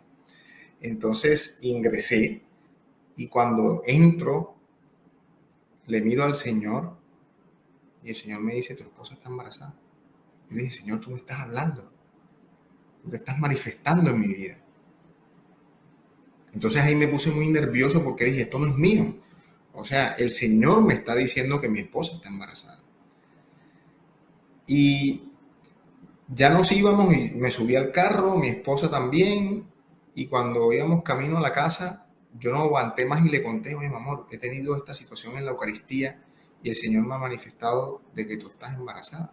Y, y bueno, ahí viene la duda, ¿no? Porque pues mi esposa ha sufrido mucho, había sufrido mucho, habían sido 6 años de búsqueda de hijos y no habían llegado. Con todo y que ya nos habíamos encontrado con el Señor y le servíamos y no habían llegado los hijos. O sea, nosotros le pedíamos el milagro y el milagro no había llegado. Entonces mi esposa dijo, no, mi amor, yo no creo que yo esté embarazada. Yo apenas tengo 2 días, apenas tengo 2 días de atraso. Y le dije, ¿cómo? O sea, ¿y tú por qué no me habías dicho? No, pues porque otras veces ha pasado y no ha pasado nada. Entonces yo me desilusioné, yo dije, no, pero acto seguido dije, yo no le voy a creer a mi Dios. Yo no le voy a creer al buen Dios que me sanó, al que decidió amarme primero, ¿cierto? Al que transformó mi vida, al que me sanó de la depresión, al que me dio un motivo para el cual vivir. Y yo dije, pues yo decido creerle. La decisión, William. Yo decido creerle. Bien. Pues como decidí creerle, cuando tú creer es un verbo, William, no es un sustantivo. ¿Sí? Y a veces uno cree que el creer es una palabra que no implica acción. El creer es una acción, te tiene que llevar a la acción. Entonces yo decidí creer y por lo tanto paré mi carro y compré una prueba de embarazo. Iba nervioso, como si hubiera dejado embarazada a mi novia de 15 años. Iba nerviosísimo. Yo fui con voz bajita, los costeños que hablamos muy fuerte, y con voz bajita fui, dame una prueba de embarazo. Y yo dije, pero si la que está embarazada se supone que es mi esposa. Y yo, ¿por qué tengo que tener miedo? Y bueno, me subí al carro, silencio total, un silencio total. Y cuando íbamos en el ascensor hacia el apartamento, mi esposa es médico, ¿no? Es cardióloga también. Me dice, amor, yo me voy a hacer la prueba de embarazo, pero si yo no estoy embarazada, no pasa nada. Y yo le dije, no señora, usted está embarazada. Pero yo se lo afirmé, usted está embarazada. Firme. Yo había decidido creer. Ella se fue al baño, la media hora más larga de mi vida. Yo me fui al oratorio y abrí la palabra de Dios, Hebreos 11:1, William. La fe es la prueba de lo que no se ve, la garantía de lo que se espera. Eso es un regalo que le tengo a Eduardo. Ahí está tu prueba, Eduardo. La fe. La fe es la prueba de lo que no se ve, es la garantía de lo que se espera. Pronto entenderás de qué estamos hablando, hermano mío. Pronto entenderás. Así como le dijo el apóstol, el primer mártir, porfa, recuérdame, San Esteban. Esteban le dijo a San Pablo, cuando era Saulo y lo estaba persiguiendo, le dijo, pronto nos veremos, hermano mío, pronto nos veremos. Yo le digo, Eduardo, Y dicho y hecho. dicho y hecho, y la fe es la prueba de lo que no se ve, ahí está tu prueba. La fe es la garantía de lo que se espera. Pues mi esposa salió llorando del baño. Estaba embarazada de nuestro primer hijo. Pídele a la ciencia que me explique eso, William. Que yo supe primero que mi esposa, que ella estaba embarazada. Entonces yo soy un hombre de ciencia, pero hay cosas que la ciencia no me puede explicar. Como por ejemplo que yo fui la primera persona sobre la faz de la Tierra que supo que mi hijo estaba en el vientre de su madre. Marco Felipe ya tiene 8 años y 2 años después, sin pedirla, aunque sí la habíamos pedido, porque nosotros habíamos pedido 2 hijos y le teníamos nombre, Marco Felipe y María Lucía, llegó María Lucía. Sí la habíamos pedido, pero ya sabíamos que Dios era capaz de hacer eso. Y el ginecólogo me dijo, Marco, yo no sé tú cómo tienes hijos con Lucy, porque las trompas de tu esposa están completamente dañadas. Cuando hizo la cesárea y vio el útero y las trompas estaban defectuosas. William, tú podías decirme muchas cosas, ¿sabes? Tú me podías decir, hombre, doctor Marco, pero ha podido ser una casualidad, de pronto usted lo sospechaba. Quién sé yo, intuición médica, de pronto viste que tu esposa estaba un poquito diferente y eso te hizo sospechar. Bueno, o sea, tú puedes decirme lo que tú quieras, lo que nunca me podrás quitar es que el Señor a mí me lo dijo porque lo dijo mi corazón. Y ahí está la prueba. Sí. Amén, o sea, totalmente. Podrán hacer 1.000.000 de elucubraciones, pero a mí nadie me podrá quitar de que Dios me manifestó que mi esposa estaba embarazada. Y así fue, y ni siquiera ella lo sabía. ¿Y quién es la prueba? Yo soy la prueba de eso. Por eso el Señor esta tarde me dice, tú eres mi prueba. William es mi prueba, ustedes son mi prueba. Yo no Totalmente, doctor, y por eso le voy a hacer una pregunta a usted como doctor, y aunque yo sé que es cardiólogo, pero resulta, doctor, que, a ver, si una persona tiene un hemotórax espontáneo, ¿cierto? Y que para los que de pronto no dan es que se le desinfla a uno el pulmón y le queda como una uva pasa por unas bulas de aire comprimido adentro del pulmón, y le hacen una ecografía y le ve que los 2 pulmones están iguales, pero solamente hay desinflado uno, o sea, hay otro que está próximo a que le pase lo mismo. Bueno, fui yo, luego de mi conversión. Resulta que yo fumé desde los 11 años hasta los 27 el día que salí del retiro, donde me convertí. Y resulta que a mí el doctor, cuando me hicieron la cirugía del primer pulmón, el doctor a mí me dijo, es que eso pasó porque usted dejó el cigarrillo así, de una manera espontánea, no progresivo, porque o sea, sus pulmones están acostumbrados a eso. Entonces, el momento en el que usted lo deja así de sopetón, sus pulmones entran como en una especie de colapso, porque tratan de ya respirar bien, pero ya no podían hacerlo. Entonces, bueno, me hacen la cirugía de este primer pulmón y me dicen que luego de la recuperación, que era más o menos 15, 20 días después de la cirugía, me tenían que hacer otra ecografía para programar la cirugía del otro pulmón. Le pregunto a usted como profesional y doctor, ese pulmón, si no se hace la cirugía, el otro, con las bulas que tiene ya ahí y que está próximo a que le pase lo mismo, ¿se puede sanar así solo o únicamente se puede con la cirugía? Bueno, cuando eso se llama un enfisema buloso, ¿sí? Por la exposición al humo del tabaco, ¿sí?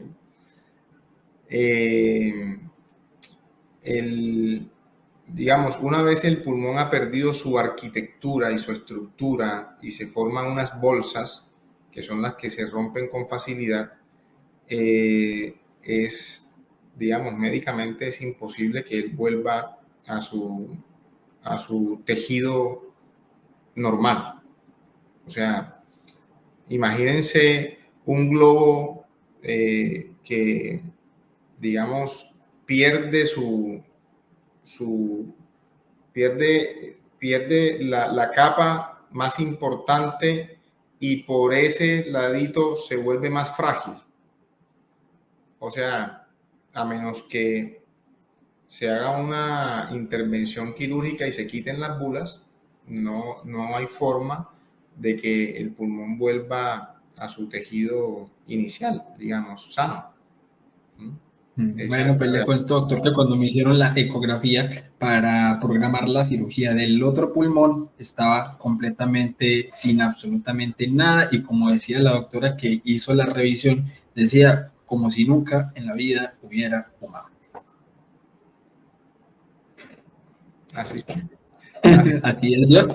Así y yo ¿cómo lo asumí? Yo asumí ese milagro en un contexto cargado de mensaje religioso. ¿Por qué? porque en el momento en el que yo tuve la primera, yo me entregué al Señor y yo le dije, pues, yo esto me lo merezco. ¿Por qué? Porque es la consecuencia de mis decisiones, la consecuencia de mis decisiones, ¿ya? Y yo me entregué al Señor y mientras iba de camino a la cirugía me fui haciendo el Santo Rosario y ya entregándome también a la Santísima Virgen María como Madre de nuestro Señor, recordando que fue a ella a la que le pidieron que le hablara a su hijo para el vino. Y yo dije, bueno, pues si el Señor fue capaz entonces de hacerle caso a su mamá para crear también un vino nuevo de tinajas de agua, ¿qué no va a poder hacer con un pulmoncito chiquito, hombre, por Dios?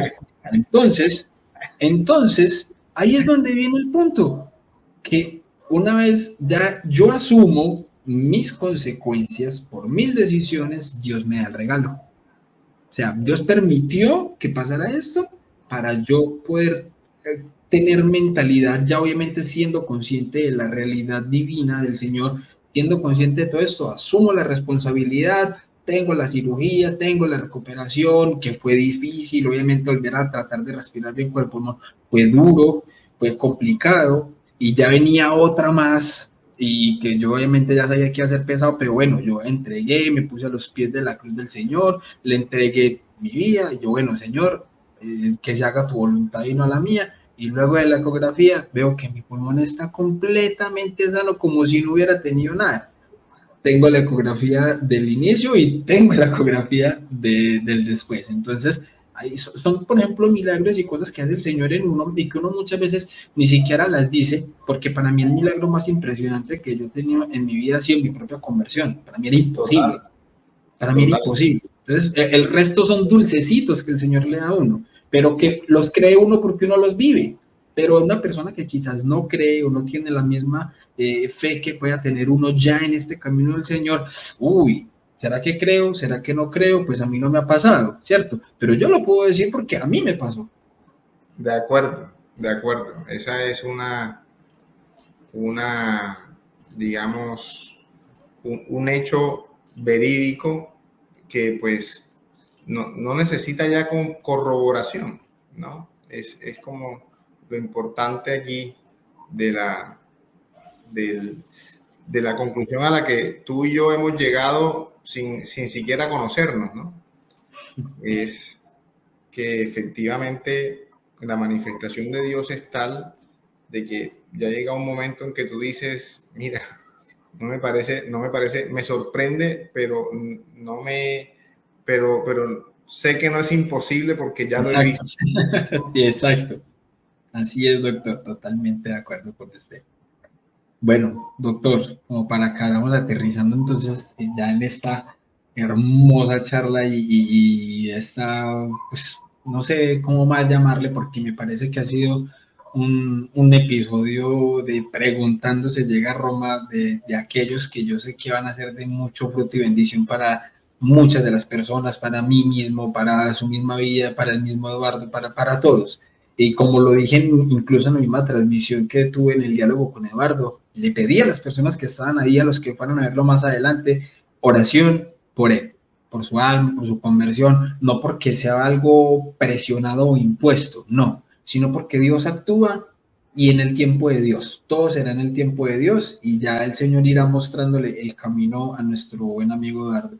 Pero igual nuevamente les pido a las personas que están viendo esto que lo tengan presente en sus oraciones, porque así como también por mí y por muchas otras personas se ha orado y el Señor ha encontrado la manera de manifestarse, pues también lo hará en algún momento con nuestro buen amigo Eduardo. Amén. Doctor Marco, unas palabras finales, un consejo para las personas que están en ese momento buscando al Señor y quizás están honestamente buscando la verdad y quizás todavía no la han encontrado o han encontrado parte de la verdad.